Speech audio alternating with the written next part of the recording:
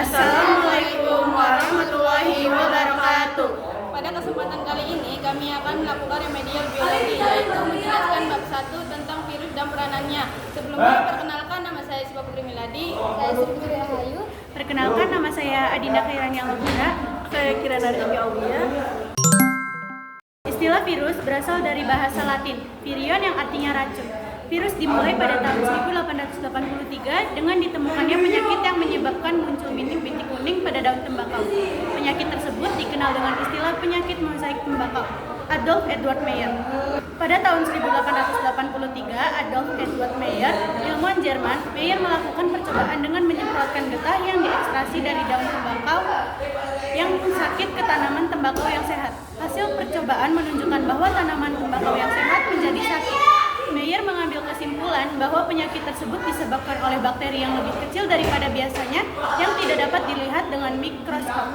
Dmitri Ivanovsky. Pada tahun 1892, seorang ahli botani dari Rusia, Dmitri Ivanovsky, menguji hipotesis Meyer dengan mengalirkan getah dari daun tembakau yang terinfeksi melalui saringan yang didesain untuk mengambil bakteri. Setelah disaring, getah tersebut masih dapat menimbulkan penyakit mozaik.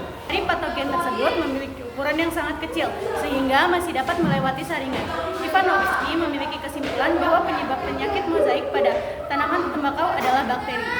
Martinus W. Benjerik. Pada tahun 1897, seorang ahli mikrobiologi dari Belanda, Martinus W. Benjerik, menemukan bahwa agen infeksi di dalam getah yang telah disaring tersebut dapat bereproduksi. Cara yang digunakan Benjerik seperti cara yang digunakan Ivanovsky. Benjerik menyemprotkan tanaman dengan getah yang telah disaring. Setelah tanaman terkena penyakit mozaik, Benjerik menggunakan getah tanaman tersebut untuk menginfeksi tanaman lain dan meneruskan proses ini melalui serangkaian proses infeksi. Patogen tersebut dapat bereproduksi hanya ketika berada di dalam inang yang diinfeksinya. Benjerik menyebut agen penginfeksi tersebut sebagai virus lolos saring. Loeffler dan Paul. Pada tahun 1898, Loeffler dan Paul melaporkan bahwa penyebab penyakit mulut dan kaki sapi dapat melewati filter yang tidak dapat dilewati bakteri. Mereka menyimpulkan bahwa patogennya merupakan bakteri yang sangat kecil. Loeffler dan Frost mendirikan unit penelitian di Pulau Rheims, Laut Baltik. Saat ini unit penelitian tersebut menjadi Federal Research Center for Virus Disease of Animals. Wendell Meredith Stanley. Stanley merupakan ahli biokimia Amerika. Pada tahun 1935, Stanley melakukan penelitian dengan cara mengkristalkan ekstrak daun tembakau yang sakit. Ketika kristal tersebut disimpan di dalam botol, tidak ada aktivitas kehidupan yang ditunjukkan. Virus tersebut diberi nama virus mozaik tembakau atau tobacco mosaic virus. Ciri-ciri dan jenis virus. Yang pertama yaitu ada ukuran tubuh virus. Ukuran virus sangat kecil, yaitu sekitar 10-300 milimikron. 1 milimikron sama dengan 10 pangkat min 6 milimeter sama dengan 10 pangkat min 9 meter. Virus terkecil memiliki diameter hanya 20 nanometer, lebih kecil dari ribosom. Yang kedua itu bentuk virus. Virus memiliki bentuk bermacam-macam, ada yang bulat, batang, dan seperti huruf T besar.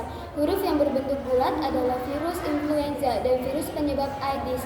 Virus yang berbentuk oval misalnya virus rabies. Virus yang berbentuk batang misalnya virus mozaik tembakau. Virus berbentuk polihedral adalah adenovirus. Virus yang terbentuk huruf T besar misalnya virus yang menyerang bakteri. Virus berbentuk filamen atau benang adalah Ebola virus. Struktur tubuh virus. Yang pertama ada bahan genetik. Bahan genetik virus tersusun atas satu jenis asam nukleik. Yang kedua selubang protein atau kapsid. Selubang protein merupakan selubang yang membungkus atom nukleik DNA atau RNA. Selubang ini juga disebut nukleokapsid. Kapsid tersusun atas beberapa subunit protein yang disebut kapsomer. Beberapa fungsi kapsid. Yang pertama itu membungkus dan melindungi asam nukleik agar tidak tercemar oleh enzim. Yang kedua memberikan tempat perlekatan yang memungkinkan virion dapat melekat pada sel inang. Yang ketiga memberikan peduk pada virion. Terus yang ciri-ciri ketiga ada sampul. Sampul merupakan membran lipoprotein yang melindungi kapsid. Sampul tersebut tersusun atas dua lapis yang diselingi protein yang mengandung bahan-bahan dari membran sel. Sampul berfungsi untuk membantu virus menginfeksi inangnya. Ada jenis virus yaitu ada virus influenza. kedua ada virus herpes manusia, yang ketiga ada virus corona, yang keempat ada virus papiloma manusia, selanjutnya ada enterovirus, flavirus, virus arthropox, dan virus hepatitis. Reproduksi virus.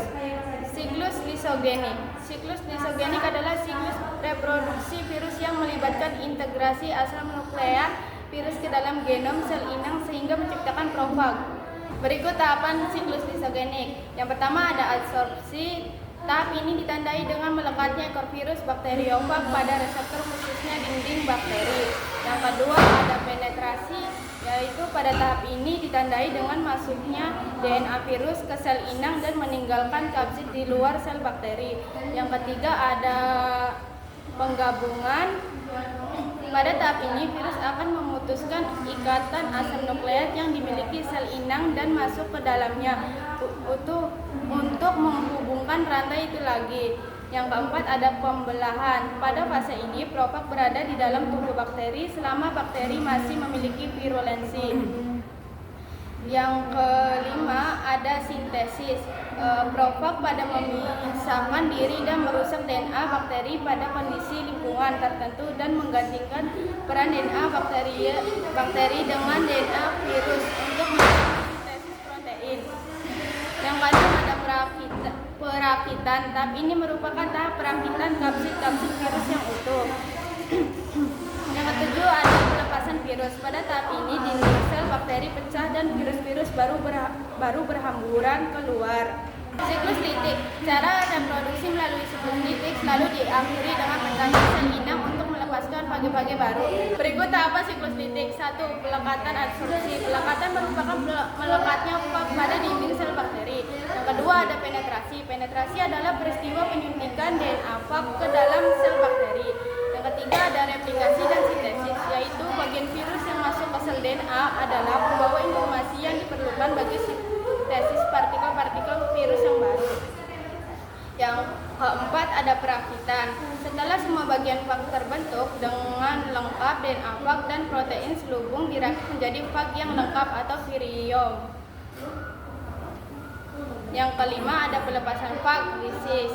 Dinding sel bakteri yang sudah dilunakkan oleh enzim lisozim akan pecah dan diikuti oleh pembebasan fag baru.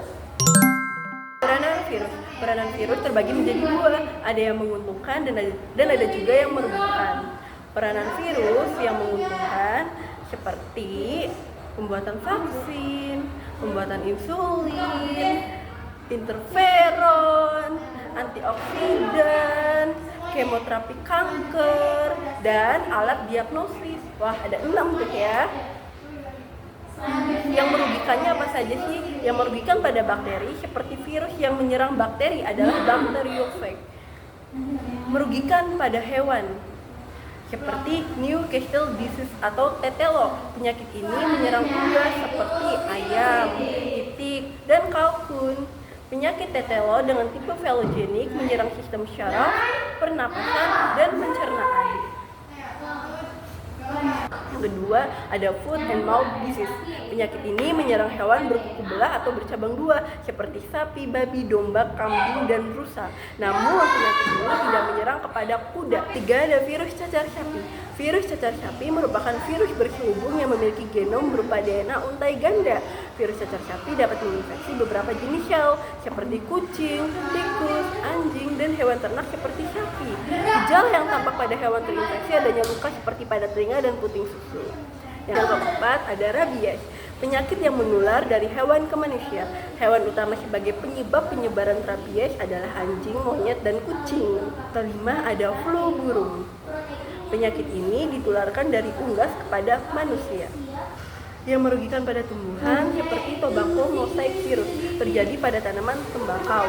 Tomato yellow leaf blue virus terjadi pada tomat. Banana top virus terjadi pada pisang, dan tungro terjadi pada tanaman padi yang nantinya akan terlihat kerdil dan daun berwarna kuning. Merugikan pada manusia seperti influenza, HIV atau AIDS, cacar air, campak, herpes, rubella. Untuk rubella dapat terjadi dari bulu kucing. Jadi harus hati-hati ya. Dan selanjutnya ada corona, flu burung, rabies, meningitis. Meningitis adalah radang selaput otak. Sekian penjelasan virus dan peranannya dari kami. Kurang lebihnya kami mohon maaf. Wassalamualaikum warahmatullahi wabarakatuh.